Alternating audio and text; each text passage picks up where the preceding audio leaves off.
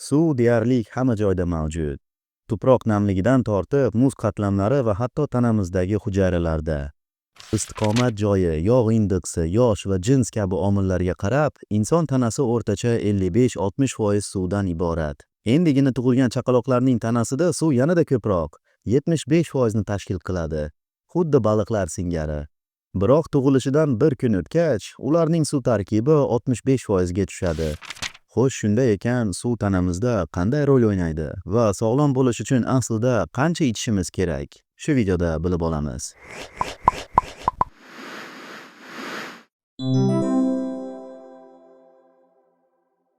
Suv tanamizdagi bo'g'inlarni yumshatadi va moylaydi, haroratni tartibga soladi, miya va orqa miyani oziqlantiradi.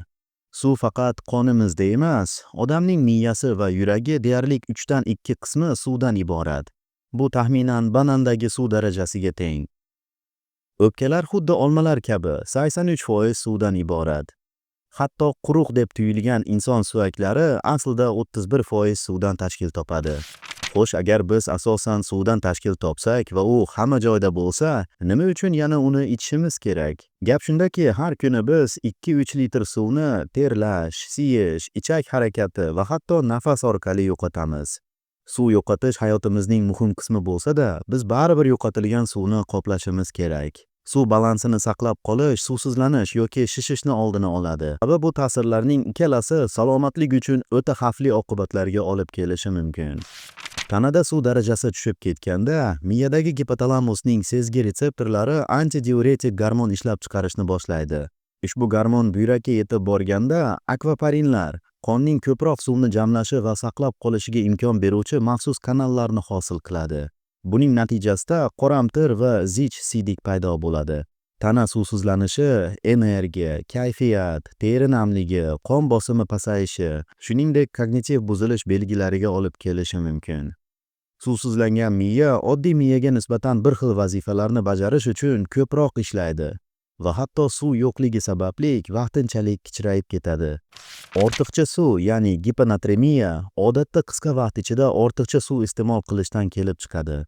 Odatda sportchilar ekstremal sharoitlarda suv darajasini tartibga solish tufayli ortiqcha suv ichish orqali shu holat qurboniga aylanadi. Suvsizlanganda miya antidiuretik gormon ishlab chiqarishni faollashtirsa, ortiqcha suvlangan miya uni sekinlashtiradi yoki hatto to'xtatadi.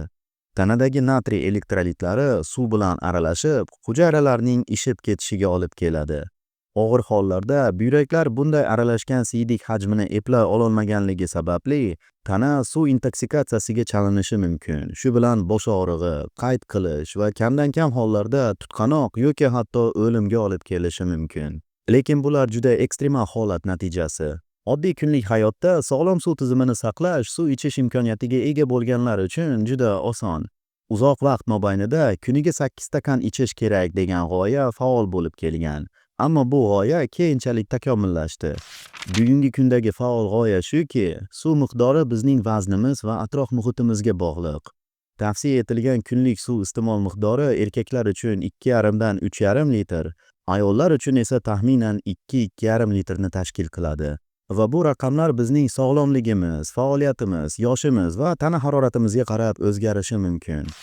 Suv eng sog'lom sug'oruvchi bo'lsa-da, boshqa ichimliklar, masalan qahva yoki choy ham tanani suyuqlik bilan to'ldiradi. Oziq-ovqatdagi suv kunlik suv ta'minotining taxminan 5 dan 1 qismiga to'g'ri keladi. Meva va sabzavotlar esa, masalan qulupnay, bodring va hatto brokoli 90% dan ortiq suvni o'z ichiga oladi va qimmatbaho mikronutrientlardan tashqari suyuqlik iste'molini ham to'laqon to'ldirishi mumkin. Yetarli miqdorda suv iste'moli turlicha uzoq muddatli foydalar olib kelishi mumkin. Tadqiqotlar shuni ko'rsatadiki, optimal gidratatsiya qon tomir kasalliklari xavfini kamaytirishi, diabetni boshqarishda yordam berishi va ba'zi turdagi saraton xavfini kamaytirishi mumkin. Xullas, nima demang, to'g'ri miqdordagi suv sizning kayfiyatingiz, fikrlashingiz va kunlik faoliyatingizga ta'siri juda katta. Hey, salom. Men ushbu kanal muallifi Toddman. Videoni ushbu joygacha tomosha qilganingiz uchun katta rahmat. Ha, aytgancha, mening kimligimni bilishni yoki jamoamizning bir qismi bo'lishni xohlaysizmi?